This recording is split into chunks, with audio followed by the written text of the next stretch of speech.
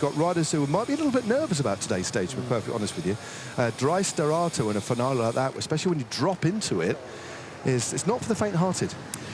Neither is this roller coaster, even this approach within one of the little vales that Matt was describing to you earlier on as part of this climb. So it really does rock and roll up and down, and there's proper pace about today now. I did notice actually the aqua shoulders were starting to move up. Decathlon, CMA, GCM, and any other letter you care to put in there. It's a long old name. Yeah, Paul Lapera, I mean, fantastic. He's clearly on fantastic form. He had a great strada, didn't he? And the whole team was riding superbly around really? Sexas, weren't they? Oh, as a collective, it's not. I mean, Sexas, that was an outstanding ride. Exactly. But and as a collective, they were brilliant, weren't they? They were, and I think another one today for Lapera.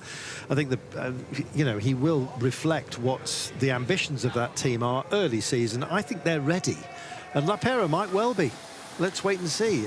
All he has to do is go a little better than some people expect, and I think he's capable of do that. And wins in Poland, don't forget, Alp Maritim as well. So he doesn't mind hard rolling racing. And yeah, let's wait and see.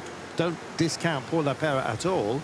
They've also got Decathlon. They've got Tobias Lund as well. It's improved in terms of his durability, indeed, over the last couple of seasons. And yeah, he went well in UAE, I think, didn't he? He did. He did. Yeah. No, they've did got. He take a stage? I wasn't on that race. I think he did. I think he did, actually. I wasn't on that race, but I think he did. Yeah, I think he did. So yeah, enjoy. They also, of course, powerhouses. Gregor Mühlberger. And Guttera as well is somebody else who can turn a wheel or two. So I think an important rider for that team as well, with his experience in the classics, although he might not like the kicker at the end, is Oliver Narsson. Yeah. He's got that classics feel. Sorry, classics experience.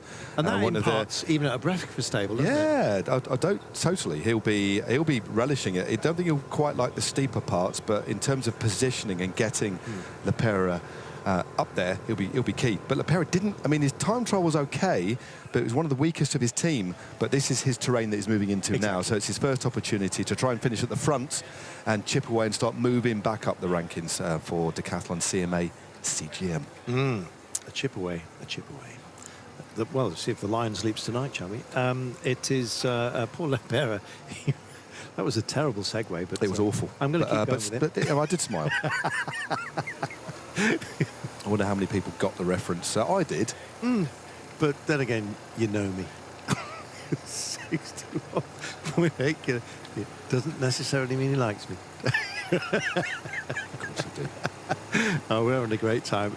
Love this race, don't we? Oh, it's brilliant. Yeah. I'm just looking out of our window. I mean, just to describe where we are as we're looking at 104 is the gaps. Coming down, 61 k's to go. We are looking out.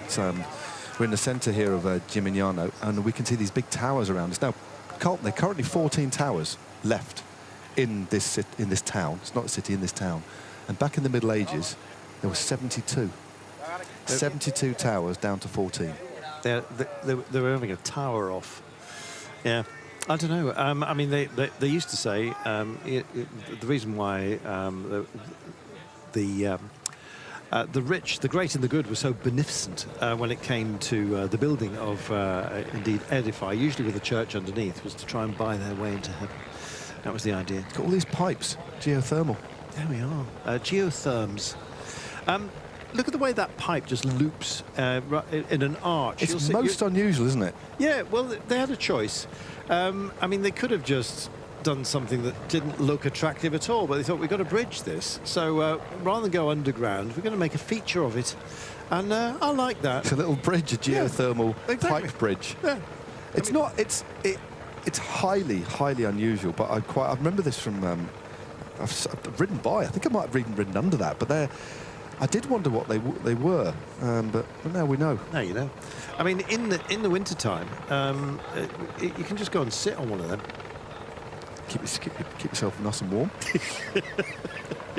I'm not surprised. I bet in the winter covered in cats. That's unconfirmed, by the way. I'm just thinking on my feet. I think it's going to the therm rather than coming away from it, but because they're cooling towers. So I imagine it's got to get there before they cool down. But you know, our geothermal power station knowledge is found wanting today, as you could probably go. But anyway, yeah, there'd be cats there now, wouldn't there, if it was... Of course there would. And probably a few deer as well. You know, the odd bear. Yeah, anyway. Is it Cagliati? A boar is prevalent in this area. Sort of lots of truffles and boars in this neck of the woods. They are. Well, you can actually hunt out truffles with pigs. But they prefer spaniels in these parts. Well, the pigs will eat the truffles and the spaniels will give them to their owners and will sell them at a hefty price at the local market. Yeah, exactly. And then, you know, that means bonios. Cool, that gap's come down, isn't it? Well, Absolutely we're talking about tumbled. truffles and we're thermal raining. pipes. We've got spots of rain. New spots. I warned you. Humidity has gone back up to humidity levels have gone back up to 66%. Chance of rain is it? It's not directly humidity, so you're not going out there and thinking, hang on, we moved to Bangkok. No, it's none of that. When we have a humidity graph, it's our chance of rain, and it's risen to 66%. I told you.